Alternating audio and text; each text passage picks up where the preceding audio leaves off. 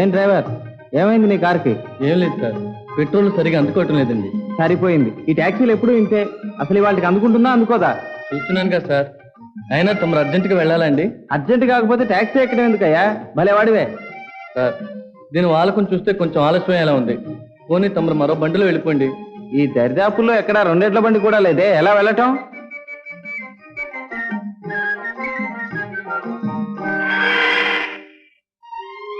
అప్పనా నువ్వా? ఏం రామనాథం, ఏమైంది కారు? సమయానికి వచ్చి రక్షించావు. ఇదిగో చూడు, వీరు నా బండిలో వచ్చారు. ఏదో అర్జెంట్ పని మీద పట్నం వెళ్ళాలట. నా కారేమో బ్రేక్ డౌన్ అయింది. వీరిని కాస్త అక్కడ దాకా డ్రాప్ చేయి. బండిలో పెద్ద అమ్మాయి గారు ఒక్కరే ఉన్నారు. ఈయన గారిని తీసుకుని ఊళ్ళో కడితే అమ్మ బాబోయ్ ఇంకేమైనా ఉందా? అదేం వీలు కదయ్యా.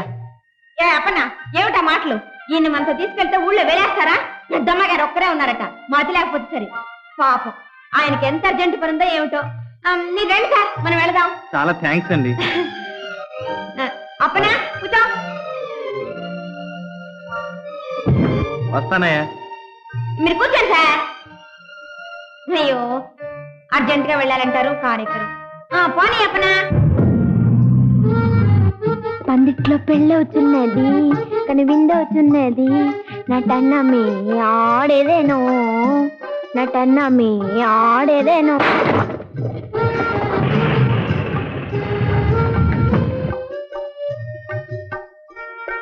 ఏమైంది? టైర్ పంచర్ అయిపోయిందమ్మా. స్టెఫ్నీ ఉందమ్మా, తొందరగా మార్చేస్తాను. అయ్యో, ఇంకో కార్లో వెళ్ళుంటే ఈ పాటికి మీరు వెళ్ళిపోయి ఉండేవారు. దొరక్క నా కారే దొరికింది మీకు. నా అదృష్టం ఎప్పుడూ ఇంతేలేండి. దానికి మీరేం చేస్తారు? అమ్మా, స్టెఫ్నీలో కూడా గాలి లేదమ్మా. అయితే ఇప్పుడు ఎలా? దగ్గరలోనే పెట్రోల్ బంక్ ఉందమ్మా, నేను తొందరగా వెళ్ళి గాలి కొట్టుకొచ్చేస్తాను. త్వరగా వెళ్ళరా. వెళ్ళమంటుంటే అలా గుడ్లు మెటకు చూస్తావే. ఏం లేదమ్మా, తమరు ఒంటరిగా ఉన్నారు, కొత్త మనిషి కదా అని. చాలే, నీ తెలివి సంతోషించాం గాని అందరూ ఆ వరహా లాంటి వాళ్ళు అనుకోకు. వెళ్ళావు. అబ్బా, చాలా వేడిగా ఉంది. మీకు కూడా వేడిగా ఉందా? అదిగో అక్కడ చల్లగా ఉంటుంది, అక్కడ కూర్చున్నారండి. అబ్బాబాబా, ఈ కారు ఎప్పుడు ఇంతేనండి. అసలు మీరు ఎక్కారు, మా కారు ట్రబుల్ ఇచ్చింది, ఏమనుకోకండి. అబ్బా, ఇక్కడ చాలా బాగుంది కదండి. బాగానే ఉంది, కానీ మనం ఇద్దరం ఇక్కడ ఇలా ఒంటరిగా ఉంటే మీ డ్రైవర్ చెప్పినట్టు ఎవరైనా ఏమైనా అంటారేమో. చిచి, మా డ్రైవర్కి అసలు మతే లేదు. మీరు కూడా వాళ్ళ ఆలోచిస్తారేమిటి? అది కాదండి, అసలు ఈ ఊళ్ళో అందరూ ఎందుకు అలా మాట్లాడుతున్నారో మీకు తెలుసా? నాకెలా తెలుస్తుంది? నేను చెప్తానుగా, మీరు అలా కూర్చోండి. మరేమో ఈ ఊళ్ళో వరహాల్లో ఒకడున్నాడు, వాడుట్టి వెధవాయ్. ఓహో, వాడు ఏం చేస్తుంటాడు? బాగానే ఉంది. వెధమైన వాడు ఏం చేస్తాడు? అన్ని వెధవ పనులే చేస్తాడు. వాడికి నాకు సంబంధం ఉందని ఊళ్ళో అందరి దగ్గర డప్పేస్తున్నాడు. వేస్తే వేయండి. ఏమైంది ఇప్పుడు? అయ్యో, నాకు తగ్గవారే దొరికారు. ఏమైంది ఏమిటండి? అసలు మీరు ఆడదై పుట్టవలసింది, అప్పుడు తెలిసేది నా బాధ. అల్లరి పడ్డ ఆడపిల్లని ఎవరు పెళ్లి చేసుకుంటారో చెప్పండి. అదే అదే వచ్చిన పెళ్లి కొడుకులంతా మీరు ఆడ అందంగానే ఉంది, మేం పెళ్లి చేసుకుంటా అంటూ అందరూ వస్తారు. 4 రోజులు పోయాక మీ అమ్మాయి చెడిపోయింది విన్నాం, మాకొద్దని అందరూ పారిపోతున్నారు. పైగా పై వాళ్ళ నుంచి వచ్చే అబ్బాయిలందరికీ ముందుగానే ఆకాశ రామన్ ఉత్తరాలు ఎడుతున్నాయట. ఇంకెలా పెళ్ళవుతుందో మీరే చెప్పండి. అందుకని మా నాన్న ఎప్పుడు నన్ను చూసి ఏడుస్తూ ఉంటారు. అలాగా? ఎంత ఘోరం. ఆఖరికి ఆ శాంతి కూడా నన్నే తిడుతుందండి. అంటే ఆవిడెవరు? అదే మా చెల్లెలు. ఎందుకు అలా తిడుతుంది? నువ్వు ఎప్పుడు అందరితో నవ్వుతూ ఇష్టం వచ్చేట్టు మాట్లాడతావు, అందుకే వాళ్ళు అలా పేలుతారు అంటుంది. ఏమండి మీరు చెప్పండి, మీరు కొత్త మనిషే కదా, నవ్వుతూ మాట్లాడితే తప్ప? అబ్బే, తప్పేం లేదండి. ఇప్పుడు మీతో నేను ఏమన్నా అమర్యాదగా ప్రవర్తించానా? అయ్యయ్యో, ఎంత మాట. మరెందుకు నన్ను ఇలా అందరూ మాట్లాడతారు? ఎందుకు నా బ్రతికిలా అల్లరి పాలు చేయాలని చూస్తారు? నేనే పాపం ఎరుగునుగా. ఏమండి? పోనివ్వండి. మా ఇంట్లో ఒక చిన్న కుక్క పిల్ల ఉంది, అదొక్కటి నన్ను ఎప్పుడు ప్రేమగా చూసుకుంటుంది. మాటలు నేర్చిన చాలా మంది మనుషుల కంటే ఆ కుక్క పిల్లనే. అయ్యయ్యో, అది కుక్క పిల్లండి, దానికి అసలు ఏమీ తెలీదు. చూడండి, ఇందాక మీరు వరహాలని చెప్పారే, వాడు మీకు ఎలా తెలుసు? నేను కాలేజీలో చదువుకునేటప్పుడు ఒకరోజు నా ఫ్రెండ్స్ నేను కలిసి పిక్నిక్ వెళ్ళాం. అప్పుడు తొందరండి అమ్మా, అక్కడ ఒక మనిషి ఊరిపోయి చచ్చిపోతున్నాడమ్మా, తొందరగా చచ్చించండమ్మా. అయ్యో అలాగా? అయ్యో రాదా, ఏమిటి ఆ తొందర? అరే రండి ఎవడదా? అయ్యో రాదా, ఎక్కడికి వెళ్తున్నావు? అవునే అటువంటి చోటుకు మనం వెళ్ళకూడదే, ఆ తర్వాత లేని పని గొడవలు వస్తాయి. చాలే పాప అవతల మనిషి చచ్చిపోతుంటే గొడవలు వస్తాయి పడవలు వస్తాయంటే ఊరుకోమంటారా? మీకు అంత భయం ఉంటే మీరు ఇక్కడే ఉండండి. రా రండి. అయ్యో రాదా రాదా.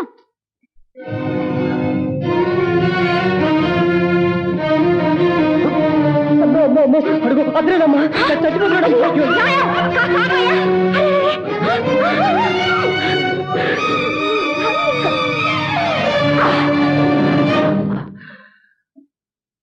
ఏమయ్యా ఎందుకు ఇలా ఉరేస్తావడం? నీకేమైనా మతిపోయిందా? మతుంటే ఇలాంటి పనులు ఎందుకు చేస్తాం? నేను పెద్ద జమీందారు కుటుంబంలో పుట్టాను.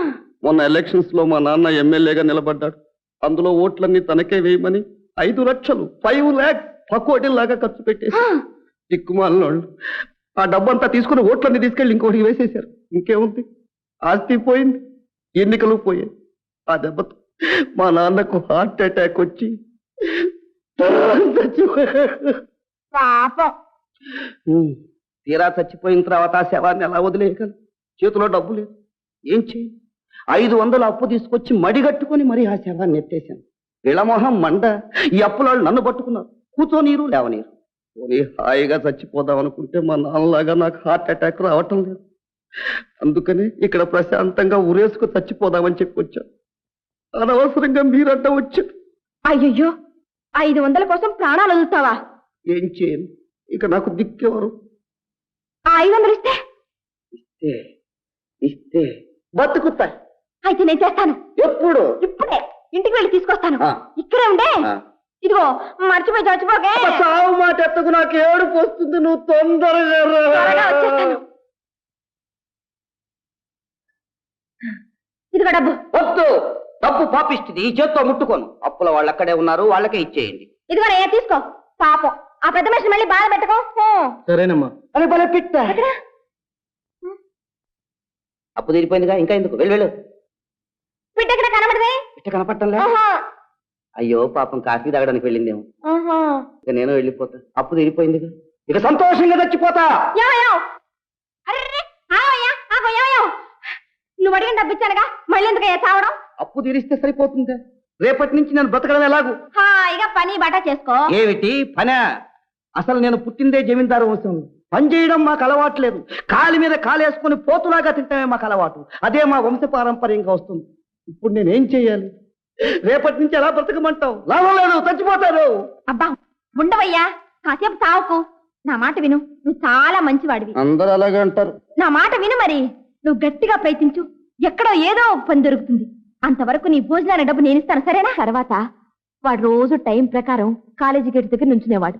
నేను రోజు డబ్బు ఇచ్చేదాన్ని. ఓనాడేముందో తెలుసా? ఎందుకో నా మనసంతా నిన్నే కోరు. ఏమిటా మాటలో?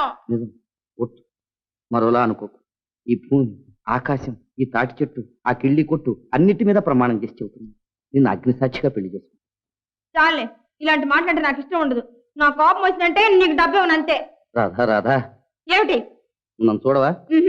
నేను నిన్ను చూస్తే గట్టిగా కళ్ళు మూసుకుంటారు. కళ్ళు మూసుకుంటే సరిపోతుందే. నువ్వు నాకు డబ్బు ఇవ్వటం, మన ఇద్దరం అస్తమానం కలుసుకోవటం, మాట్లాడుకోవటం ఈ ఊళ్ళో వాళ్ళు ఎంతమంది చూసారంట? వాళ్ళంతా ఏమంటున్నారో తెలుసా? అంటారు గోప పగల కొడితే సరే పేదవాళ్ళు. పగలగొడతావు.